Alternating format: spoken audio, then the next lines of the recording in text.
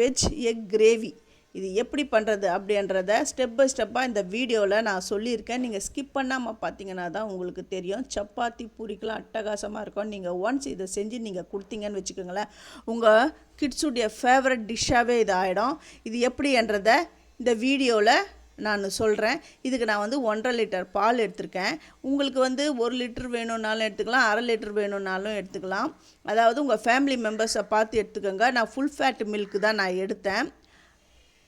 இதை அடுப்பில் வச்சு இதை கிளறி விட்டுக்கிட்டே இருக்கணும். ரொம்ப நேரம் கிளறணும்னு அவசியம் கிடையாது. ஒரு கொதி வந்த உடனே ஸ்டவ்வை ஆஃப் பண்ணிவிட்டு இந்த பால் பாத்திரத்தை அப்படியே இறக்கி வச்சுடுங்க. இறக்கி வச்சுட்டு 1 நிமிஷம் கிளறி கொடுங்க. ஏன்னா சூடாக இருக்கிற இந்த பாலில் வினிகரை விட்டிங்கன்னு வச்சுக்கோங்களேன், அந்த பன்னீர் வந்து ஹார்ட் ஆகிடும். அதை தவிர்க்கிறதுக்காக தான் இதை இறக்கி வச்சுட்டு 1 நிமிஷம் நான் கலந்து கொடுத்துட்ருக்கேன்.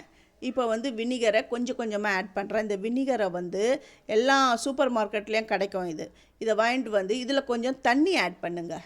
தண்ணி ஆட் பண்ணிவிட்டு விடுங்க. அந்த வினிகருடைய அந்த பவரை பொறுத்து தான் அந்த சீக்கிரம் திரியறது, கொஞ்சம் நேரம் கொஞ்சம் கொஞ்சமாக விட்டு திரியறது அப்படின்னு இருக்கும். இந்த பாருங்கள், கொஞ்சமாக விட்டதில் அப்படி திரியாக வந்துடுது. மறுபடியும் கொஞ்சம், ஏன்னா மொத்தமாக விட்டுறக்கூடாது. இந்த வினிகரை கொஞ்சம் கொஞ்சமாக தான் விடணும். இந்த பாருங்கள், திரிஞ்சு வந்துடுது. இன்னும் கொஞ்சம் நல்லா திரியணும். இன்னும் கொஞ்சம் வினிகரை விடுறேன். அதாவது எந்த அளவுக்குன்னா அந்த தண்ணி வந்து அந்த மஞ்சள் கலர் தண்ணி வந்து தெளிவாக தெரியணும். அந்த அளவுக்கு கொஞ்சம் கொஞ்சமாக வினிகரை விட்டு கலந்து விட்டுக்கிட்டே இருங்க. வினிகர் இல்லாதவங்க வந்து லெமன் ஜூஸ் கூட சேர்த்துக்கலாம், அவங்களுடைய விருப்பம் தான். அந்த பாருங்கள் எந்த அளவுக்கு தெளிவாக தெரிஞ்சுட்டு தான். இப்போ இந்த தண்ணி வந்து வேஸ்ட் பண்ண தேவையில்லை. இது வந்து வே வாட்டர். நீங்கள் என்ன பண்ணுங்க, செடிகளுக்கு அப்படி கூட விடலாம். சூப் ஏதாவது பண்ணுறீங்கன்னா இந்த தண்ணியை கூட ஆட் பண்ணலாம், ரொம்ப நல்லாயிருக்கும். இதை 10 நிமிஷம் அப்படியே இதை வந்து திரிக்க வச்சிடுறேன். ஏன்னா இதை வந்து பச்சை தண்ணியில் வாஷ் பண்ணிவிட்டு இப்படி ஒரு 10 நிமிஷம் அப்படி விடணும். அதெல்லாம் நான் சொன்னேன்னா ரொம்ப லேட்டாகிடும். எல்லா வீடியோலையும் எப்படி பன்னீர் திரிக்கணும் அப்படின்றது எல்லாமே நான் வந்து கிளியராக சொல்லியிருக்கேன். நீங்கள் வந்து அதை நீங்கள் என்னுடைய சேது சித்ரா கிச்சனில் போய் பாருங்கள். வினிகரை வந்து அந்த பன்னீரை வந்து டேப் வாட்டரில் அலசணும். ஏன்னா அந்த புளிப்புச்சுவை போகிறதுக்காக நல்லா அலசி வச்சுட்டு நான் இந்த மாதிரி எடுத்து வச்சுட்டேன். நீங்கள் வந்து பன்னீர் மேக்கர் இருந்தாலும் இந்த மாதிரி பண்ணுங்கள். வேண்டான்றவங்க அந்த துணியில் மூட்டை கட்டி கூட அப்படி வச்சுடுங்க. பாருங்க, பன்னீர் ரெடி ஆகிடுது. ஒரு 10 நிமிஷத்துக்கு நான் அப்படியே விட்டுட்டேன். இந்த ரசகுல்லா பண்ணுறதுக்கெல்லாம் இதுதான் பேஸ். இப்படி தான் பண்ணணும். இதில் வந்து நான் தேவையானது மட்டும் நான் எடுத்துக்கிறேன். மிச்சத்தை நான் வந்து ஃப்ரிட்ஜில் வச்சுடுறேன். எனக்கு எப்போ தேவையோ அப்போ நான் அதை செஞ்சுடுவேன். மிச்சம் இது பன்னீரை நல்லா நல்லா உதிர்க்கணும். நல்லா பாலிஷ்டாக வரணும். அது வந்து பலன்னு வரணும். இது பாருங்கள், இந்த அளவுக்கு. ஆனால் ஒரு 8 நிமிஷத்துக்கு நல்லா மேஷ் பண்ணிக்கோங்க. அந்த சின்ன அந்த கிரானுவல்ஸ் இல்லாத அளவுக்கு பார்த்துக்கோங்க. இப்போ வந்து எக் பண்ணுறதுக்கு அந்த யோக் பண்ணணும். அதுக்கு தனியாக எடுத்து பிரித்து வச்சுட்டேன்.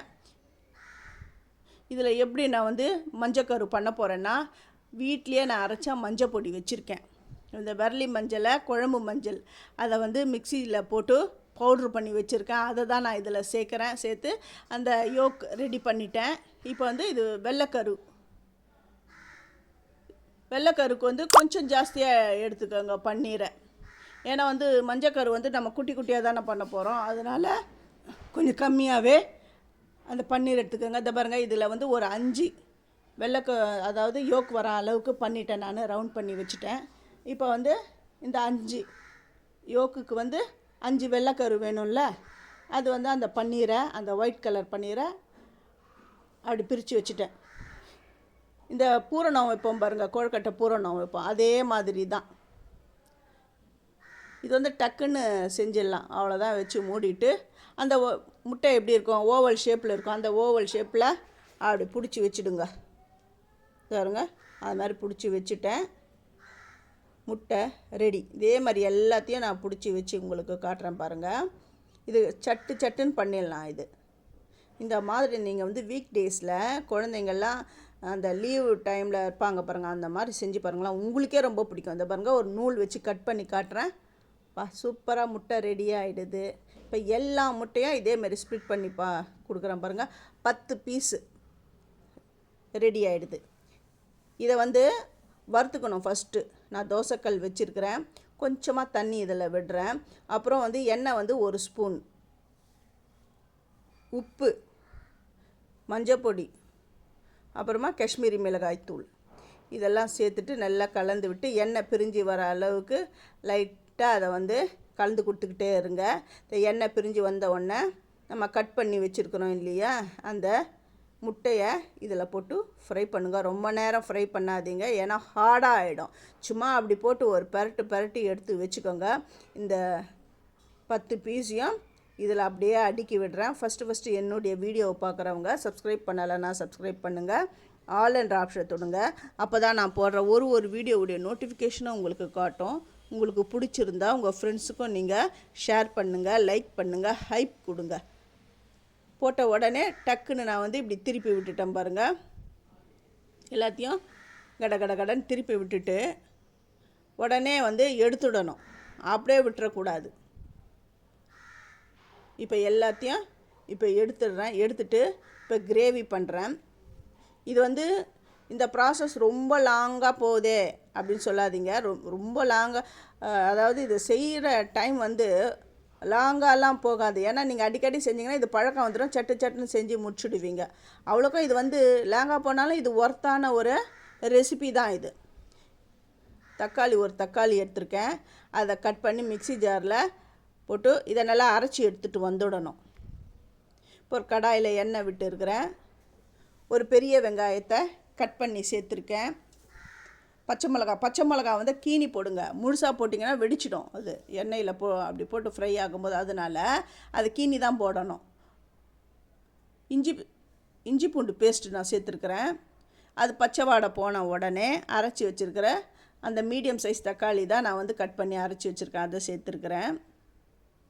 கரம் மசாலா, குழம்பு மசாலா தூள் இதெல்லாம் சேர்த்துட்டு உப்பு வந்து பார்த்து சேர்த்துக்கோங்க. இப்போ வந்து தக்காளி பேஸ்ட் அரைச்சி வச்சோம் இல்லையா, அந்த மிக்ஸி ஜாரில் கொஞ்சமாக தண்ணி விட்டு அதை இதில் நான் சேர்க்குறேன். எல்லாமே நல்லா சேர்ந்து கிரேவி பதத்தில் வந்துடுச்சு பாருங்கள். இதை வருங்க, இந்த பதம் வந்துடுது.